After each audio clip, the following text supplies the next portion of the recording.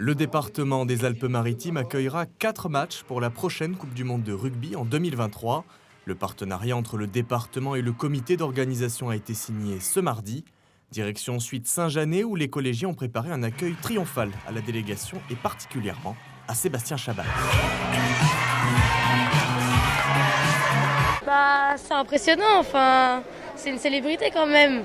Il a joué dans l'équipe de France et tout, donc ça fait quelque chose quand même. Moi, ça m'a fait un frisson tout drôle et je suis heureux de partager ça avec 4 ou 3 classes, je sais pas. Mon père, il le suit depuis hyper longtemps. Il est super fan de lui, mon père, et donc ça me tenait à cœur de le voir. La compétition organisée en France jouit déjà d'un immense succès. 1 million de billets ont déjà trouvé preneur. Dans notre département, 86% des places sont déjà vendues.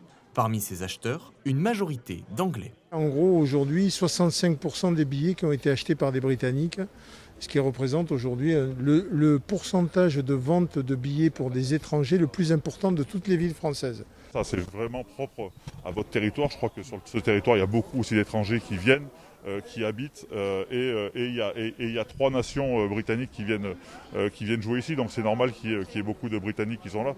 Mais oui, la billetterie est juste dingue. Voilà, vendu plus d'1 million de billets en 3 après-midi, 3 fois 6 heures. La compétition s'étalera de 7 à 8 semaines afin d'aider les joueurs à récupérer.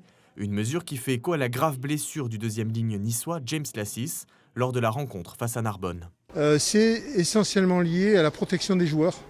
C'est-à-dire qu'on a voulu allonger le calendrier pour donner à chaque joueur entre chaque match un minimum de 5 jours de récupération. Avant, les dernières Coupes du Monde, ça pouvait être 3-4 jours. Là, c'est 5 jours minimum pour protéger les joueurs. Donc, on a allongé d'une semaine. L'attrait de la compétition bénéficie aussi d'un effet post-Covid. Chacun, tous, on imagine cet événement comme le premier grand événement hors période Covid. Donc c'est ça, en plus, on peut se projeter, on peut s'imaginer, et c'est aussi ce qui fait du bien. À l'échelle du pays, 65% du parc hôtelier serait déjà réservé sur la période, avec en moyenne 4 à 5 nuitées.